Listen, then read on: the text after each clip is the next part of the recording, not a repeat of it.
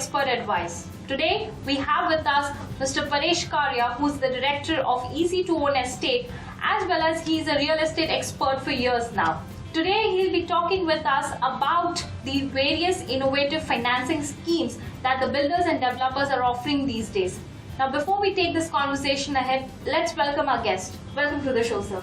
Thank you, Pooja. So, as I mentioned, there are various kinds of innovative financing schemes that the builders are offering. That is basically to lure customers. Now, could you enlist these financing schemes to our viewers? Pooja, what you're saying is right. As we all know that real estate, is in a slowdown and the sales have slowed down. This has impacted not only the developers, but also housing finance companies and banks whose loan portfolio is also not growing. So in order to get more customers, in order to pump up the sales and increase their numbers, banks and developers have come together and devised innovative finance schemes in order to lure the property buyers. Now, these schemes have been going on for the last 2-3 years, and of late, they have really picked up pace. Now, let me tell you the two most common schemes which are prevailing in the market. The first one is a subvention scheme, and second one is a parallel financing scheme. And there is also an innovation by which banks and developers are using a combination of these two schemes to give a very attractive home buying option to the home buyers. Okay, so you mentioned about the subvention scheme. Could I know more about it? Subvention scheme is what happens typically when you take a loan, in a conventional home loan. You need to pay 20% of your own contribution equity, 20 or 25% of your own contribution upfront. And the balance, 75 to 80%, is given by the loan given by the bank. Now, once you take a loan from the bank, you have to start paying EMI on that immediately as soon as the loan is disbursed. Correct. Now, what happens is, in case of a subvention scheme, the way it works is that you don't have to pay EMI on the loan immediately. You have to start, you only pay 20%, buy a property, bank gives a loan to the developer, and you start paying EMI only after a predetermined period of 2 years, 3 years, or let's say on possession. So like this way, you are not paying interest during the construction period. So I have heard somewhere, that RBI has disallowed subvention schemes. But still, if you see, the builders are offering the scheme. So what is your stance? Well, yes, there is a misconception and people think that RBI has disallowed the scheme. Now, in order to understand this, let us understand we need to go behind and look at the technical aspects of how the scheme works. Earlier what was happening was, along with the subvention scheme, there was another factor, another facility which was being used that was called advanced disbursement of funds. Now, typically what happens is, when you take a loan from a bank for a property which is under construction, the bank is supposed to disburse the money stage-wise as per the stage of construction. So when you have taken a loan, you will pay 20% right now. Then after a certain level of construction is reached, the developer will make a demand on you. And if you have taken a home loan, then you pass on that demand letter to the bank, and bank will do the disbursement to the developer, and this happens stage-wise. Now, what happens is, advanced disbursement facility is a kind of a facility which is provided by the banks to certain reputed developers. Under this facility, the bank will disburse the money upfront even before the construction benchmark is reached. So instead of disbursing the money over a period of 2 years or 3 years, the bank will disburse the entire money upfront to the developer. Okay. So this is what was being used very effectively earlier. Now, this was a win-win for everybody. The developer, if he is borrowing the money from outside, other than banking sources, he would have to pay interest at the rate of at least 20% plus, right? And whereas if he goes in for a subvention scheme under which the bank disburses the money upfront, then he gets the same money at a rate of 10%, because it is a housing loan which is getting disbursed upfront. So the developer was saving on the interest cost. The bank was benefiting because it would start earning interest on the entire amount which is getting disbursed right from day one. And the consumer was benefiting because he was getting the property at the same price without paying any additional money, but he was saving interest on the EMI till the construction period or till a period of 2 or 3 years as per the terms of the EMI. However, there was an element of risk in this. And the risk was the bank is lending the entire money upfront to the developer. Okay. And there is a possibility, that money is given to developer even when it doesn't need it, because the construction has only reached the initial stage. So there was a risk that what if the developer defaults?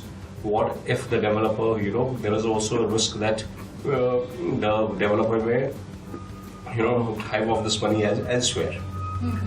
So in order to protect this, in order to protect the interest of the home loan borrower, because ultimately, even if the money is disbursed by the bank to the developer, the loan has been taken by the home loan borrower, and he has to repay it to the bank. So in order to safeguard the interest of the home loan borrower, the bank had done away with the advanced disbursement facility. Okay. So they have not discontinued the scheme per se, they have done away with the advanced disbursement facility. So today, if you see that developers are still offering this 2080 scheme, they are still offering the subvention scheme, but they are not getting advanced disbursement of funds from the banks, which used to happen earlier. In this case, they are only getting construction linked disbursement from the bank. Okay. So this whatever they are paying, whatever EMI they are paying on behalf, to the behalf of the home loan borrower, they are paying it out of their own pocket. Okay. So in this case, is it advisable for customers to go for subvention scheme? Well, it depends, whether one should go for subvention scheme or not will depend upon, at what price is getting the property. Okay. Now, suppose if the developer is charging a higher price and then giving a subvention scheme, then, it doesn't really make sense. Let me give you an example. Suppose a property in, let's say, Andheri is going at a rate of 15,000 rupees per square feet. That is the market rate. And developer offers it at 17,000 rupees with subvention scheme. Oh. So if you are paying 2,000 rupees extra, that is what you need to evaluate, whether it is more beneficial for you to pay 2,000 rupees extra and save EMI during construction period, or is it better for you to pay 2,000 rupees less and not to go for the EMI scheme, for the subvention scheme. Now, if the developer is offering it at the same rate, if he's offering it, if the market rate is 15,000 and you are getting the property at a rate of 50,000 with subvention scheme, then it may be worthwhile looking into this, going for this scheme. Okay. So what are the fine prints that one should look at when he goes for such schemes? Yeah, the first thing that one needs to look at is what we have already discussed, is whether is that developer charging anything extra in order to give this subvention scheme. Okay. The second thing that one needs to look at is up to what period is this EMI waiver available. Typically the developers will tell you that you do not have to pay any EMI till possession. Okay. But if you look at the fine print, if you look at your agreement with the bank, for such loan, it will mention a specific period. It will be either 2 years or 3 years. Okay. So it's not, and possession may get, we all know that possession may get delayed. Okay. So you need to be absolutely sure as to for which period this EMI waiver is available. And if at all the bank document says that it is available for 2 years and the possession of the property gets delayed, and if it is going to be available, the possession you will get maybe much later, then what happens during the intervening period? Who is going to pay the EMI? Is there any other arrangement or understanding with the developer in writing which says that even if the project gets delayed, even if in the bank it is agreement is mentioned for a period of 2 years, but we will continue to bear the interest till possession as we have committed. Okay. We are taking a really short break. Stay with us. Is it advisable that consumers go for such schemes? Are there any downsides for such kind of schemes? Well, yes, one needs to look at such kind of schemes very closely. The way they are being packaged and offered by the developers, it really looks very attractive.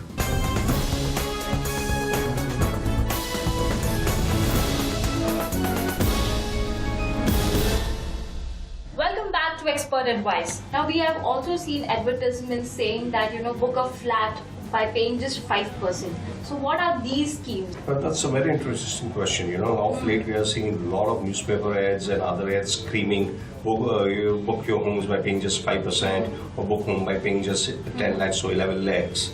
Let us understand exactly how this works. You know, when you, like we discussed earlier, when you are buying a property and you are availing a home loan, you need to give your own contribution of 20% or 25%, and balance 75 to 80% is funded by the bank. Now, earlier what used to happen was you were supposed to bring in your entire contribution of 20% or 25% upfront. Only after that, the bank will disburse the loan. Now, because of the market conditions that we discussed earlier, banks are very eager to expand their loan portfolio, and they're giving a lot of flexibility with regard to this terms. So what one can do is, instead of bringing your own contribution of 20% or 25% upfront, you can bring it in stages. For instance, if you have to pay 25% loan, you bring in only 5% now, and the bank will disburse 70%. And then towards the end, after a tenure, where the next balance 20% becomes due, you pay it to the developer after 2 years or 3 years, the next 2 installments of 10% each. This is how a typical, by paying just 5%, you can buy a property and register it in your name. And you can postpone the paying your initial contribution by 2 or 3 years. Okay, so now, is it advisable that consumers go for such schemes? Are there any downsides for such kind of schemes? Well, yes, one needs to look at such kind of schemes very closely. The way they are being packaged and offered by the developers, it really looks very attractive. But one really needs to see that is it really requires this kind of a facility. Now, what you are doing over here is that you are taking the more loan amount initially. You are just paying 5%. If in the conventional loan, you would have taken 25% of your own money, and then stage-wise, your bank loan disbursement would be spread over a period of time and would be pushed to the later date. Here you are preponing the loan amount. You're just paying 5% and drawing the loan amount immediately. So you will end up paying, because you have taken loan earlier, you will end up paying more interest. Correct. Right? So one needs to see whether you really need it. If you have your own funds available to the extent of 20%, then it is better you put your own money. Just because your property is available by paying 5%, it doesn't mean you need to rush into it. Because ultimately you will have to pay higher loan for that. Correct. So it depends if you really need such kind of a scheme. If you genuinely do not have funds available to buy a property, then you can go for such kind of schemes. But if you have money already available over there, then such schemes are not attractive for you. Okay. So do you feel like subvention, even these schemes would be disallowed? Well, one needs to see, what kind of stand RBI takes on that. There are inherent kind of concerns with this kind of a scheme. When one is paying just 5% and availing of a loan. Now, and if suppose the market corrects, let's say you have bought a property. Okay, like subvention, do you think RBI would also put restrictions to these kind of schemes? Well, it needs to be seen. The schemes have been around for quite some time, and it needs to be seen what stand RBI takes on that. As of now, they have not taken any adverse view on this particular scheme. But going ahead, one doesn't know. Because considering the fact that inherently there are some risks associated with this kind of schemes. For example, if you're buying a property, let's say 1 crore worth 1 crore, by paying just 5%, which is 5 lakhs. And suppose tomorrow, if the property market tumbles or corrects and the prices come down, and the prices of this property which you have bought for 1 crore becomes, let's say, 80 lakhs, and you have paid just 5 lakhs. So would you still buy the property when you pay the balance amount, or would you discontinue? You will say that I've paid the 5 lakhs rupees, forget it, and default to the bank. I think I'll do the latter part. Yeah, we have seen this kind of situation happening in other markets. If you remember in Dubai, this kind of situation was quite common. About 5 years back, property buyer market in Dubai was booming and people were leveraging a lot. They were paying just 2% and 5% and buying a property. And then suddenly after the Lehman crisis, the property prices crashed by more than 30-40% over there. And we saw that, people just kind of started defaulting on the loans because it was no longer viable for them to buy their property and service the loan. but that's quite illegal if you see. Yeah, but then that is a risk, that's a default which the bank has to take. So more than RBI, I think it is the banks which should be careful in advancing this kind of loans. We talked about subvention scheme and we spoke about this particular scheme. Now, are there any other innovative financing schemes besides these two? Yes, of late what has happened is bankers and developers have become really very smart. They're using a combination of a subvention scheme and a parallel funding scheme in order to attract the buyers and give them the best of the benefits of both the schemes.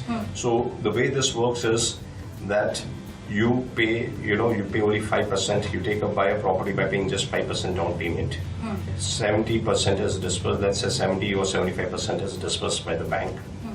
Now here the subvention comes into play. For whatever loan amount the bank has disbursed, you do not pay any EMI. Okay. So EMI will start only towards at the time of possession or after completion of 2 or 3 years. And you need to pay your balance installment of 20% or 25% towards the end of the loan tenure, towards when the property is nearing completion. So here you can buy a property by just paying 5%. There is no cash outflow for the next 2-3 years, and you start paying your EMI only after you get the property. So this is a very attractive scheme, and many people get lured away and go in for this kind of schemes. Okay. So we spoke about subvention scheme and the one scheme that you spoke about last. So I would like to ask, are there any other innovative financing schemes besides these two? You see, nowadays the banks and the developers have become very smart in structuring the schemes. So they are using a combination of both the schemes to offer a very attractive proposition to the home buyers. What they do is they combine subvention scheme along with the parallel funding scheme and try to give the best of both benefits to the home loan takers. Okay, so are there any examples that you could mention regarding the same? Yeah, say for instance, when you're going you're buying a property, in such scheme what will happen is you pay only 5%, you buy a property and then you go for a loan. The bank will disperse 70% to the developer and you don't have to pay any EMI on the 70% to the bank.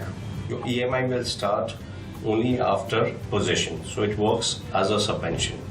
But instead of paying your entire 20% or 25%, you have paid only 5%. The balance 20% that you have to pay to the developer of your own contribution to the developer will be done at a later stage when the property nears completion. So here you get an advantage by just paying 5% of the value of the property. You are buying a house. You are not paying any EMI, so there is no cash outflow till possession, and your own balance contribution of 20% also comes more or less towards the end when the property is almost ready. Okay. We are taking a really short break. Stay with us. Do you feel the consumers should go with the kind of innovative financing schemes that the builders and developers are offering? Well, as you see, Pooja, all the schemes, like we said, are being offered in order to lure the buyers. Correct.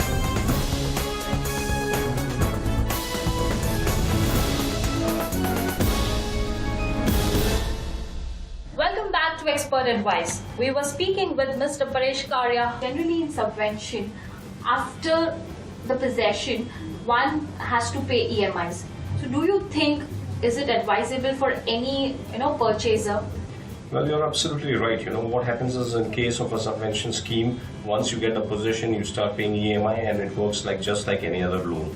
So at that point of time, you have to take a decision whether you would like to continue going in by paying an EMI and paying interest at a normal rate, or would you like to switch over and move over your loan to some other lender who is offering interest at a lower rate, or whether you would like to repay the loan and